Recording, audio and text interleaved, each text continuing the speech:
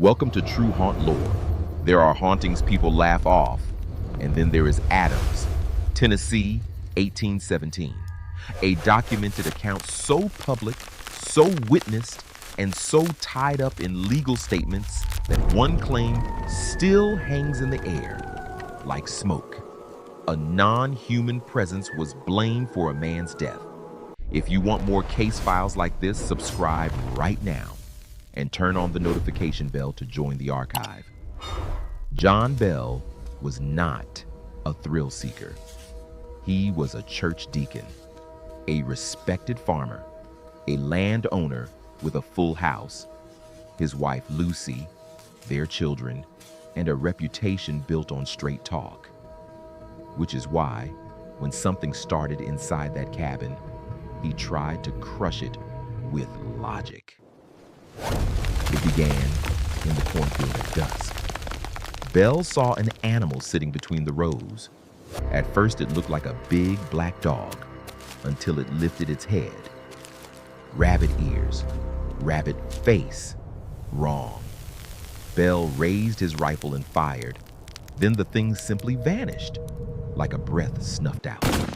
That night, the Bell home answered back. A heavy thud started on the outside wall, like someone swinging a plank into the logs. Bell and his sons rushed out with lanterns. Nothing. No footprints. No neighbor. They stepped back in, and the banging returned. Harder, closer. Over the next weeks, the sound moved indoors, scratching at bedposts, chains dragging across floorboards, stones dropping with a wet, ugly weight. And every time the family reached for a candle, the noise would stop, like it was listening. Then it got physical. Blankets ripped clean off sleeping children, hair yanked in the dark, small bodies jolting awake, crying out, swearing something had hands. And it favored one target, Betsy Bell. Witnesses later described it the same way, an unseen slap that cracked through the room, and a red handprint blooming on Betsy's cheek seconds later. Pinches, pricks, shoves that knocked her sideways.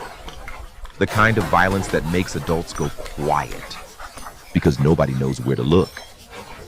John Bell tried to keep it secret. Pride, fear. But the thing inside his house did not care about pride. He finally told his neighbor, James Johnson, who agreed to stay the night. Johnson arrived with a Bible and a gun. He left at dawn with a different face pale, shaken, and certain the Bell family was dealing with something not human. As word spread, the activity escalated, like attention fed it.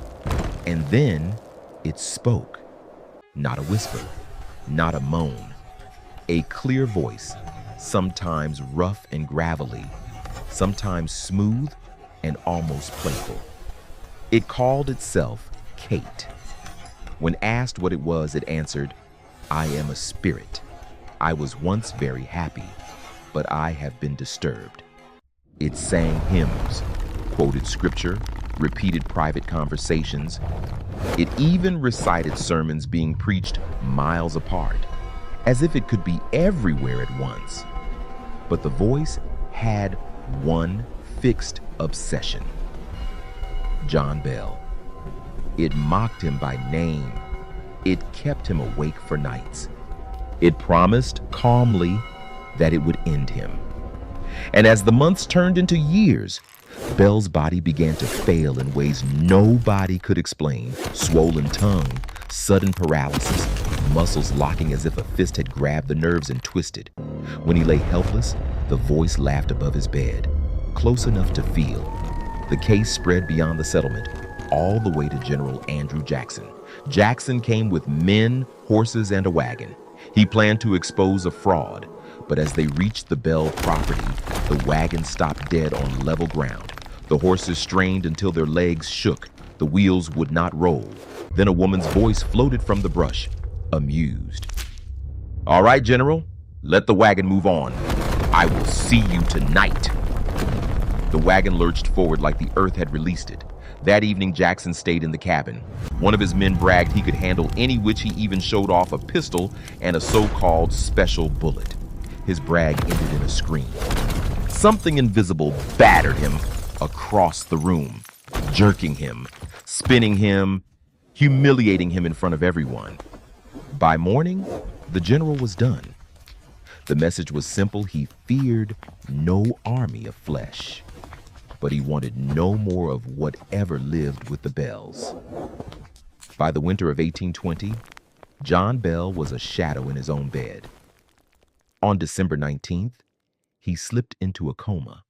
While the family hovered nearby, they noticed a strange vial in the medicine cabinet, dark liquid, smoky, unknown. Dr. George Hobson examined it and could not identify it. Then the voice filled the room loud, proud. "It is useless to try to relieve old Jack. I got him this time."